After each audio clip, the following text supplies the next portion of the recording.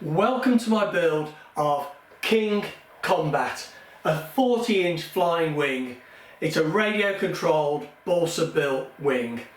Now this is the third in the series where I'm showing the construction of this wing, but as I've said before, it's not a detailed build series because I've already done that before.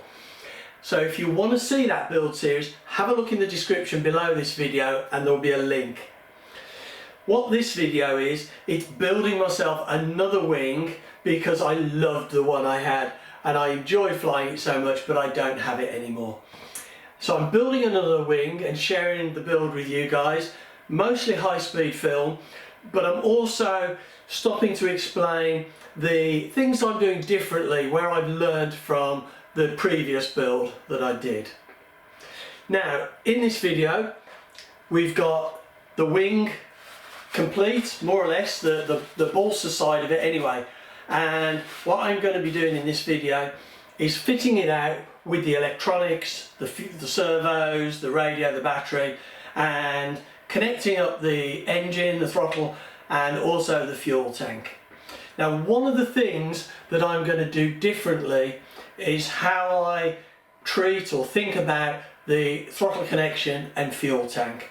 And I'll just move the camera around and I'll show you what I mean.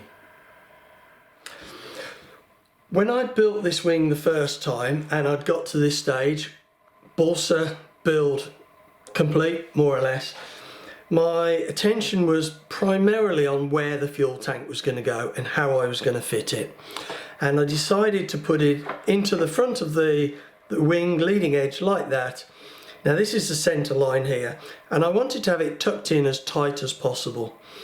I then turned my attentions to thinking about the throttle linkage. I had a flexible snake coupled to just one of these very small 12-gram servos which aren't particularly strong, and it ended up being a bit of a tortuous link and coming around the tank, and I didn't get a very good connection.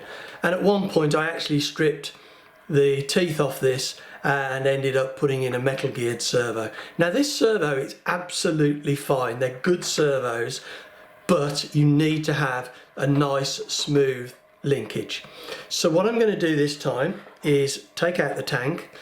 I'm going to put in the linkage first, in line exactly where it needs to be, and I'm going to mount the servo probably round about there and have the linkage coming in a dead straight line to the servo and to the throttle linkage. Whereas before, as I said, it came round in a bit of a curve. The servo had to be mounted on its side like that, which really wasn't ideal. It had to be mounted on its side because in the back here there's just not enough height without it clashing with the top. So that's what I'm going to be doing differently, making sure I get a really sweet linkage. And also there were issues because of where the servo went and because of where I'd put a switch.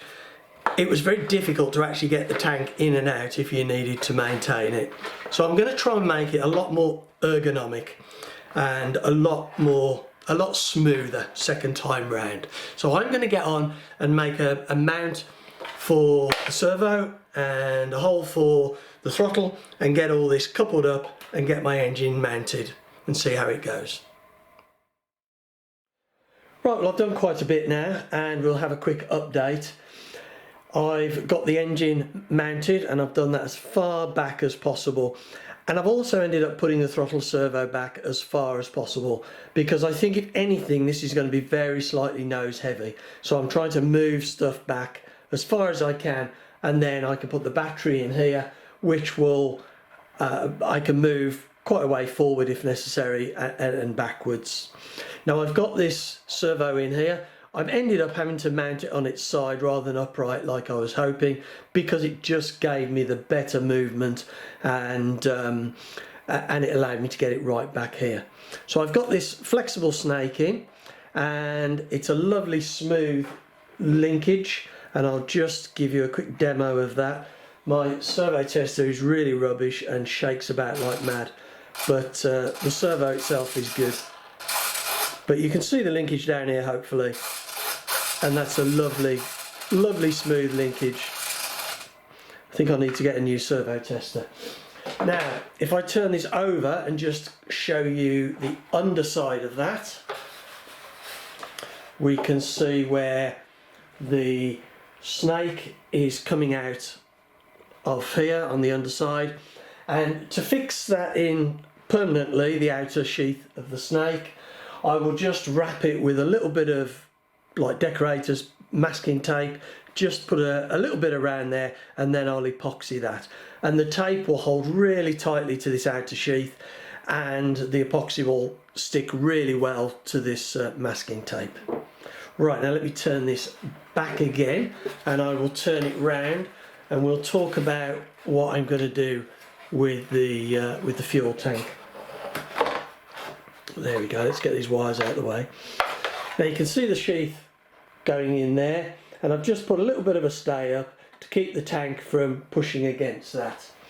Now on the tank I put the CG line, which is, I say the CG line, that is the centre of gravity for that tank, the balance point for that tank. And I'm going to try and put that CG line there on the actual CG for the wing, so that it is directly in the middle, and whether it's full or empty, it doesn't alter the balance. So the dotted line you can see is where I'm going to put it in line with this back spar, so it's going to fit just there, like that. And that's going to be held in with foam, and it comes out nice and easy without any problem. And I'm going to put the radio here, and as I've said, the battery, there's a big area there where the battery can go. This is so much cleaner and smoother than it was when I did this originally on the first model I made.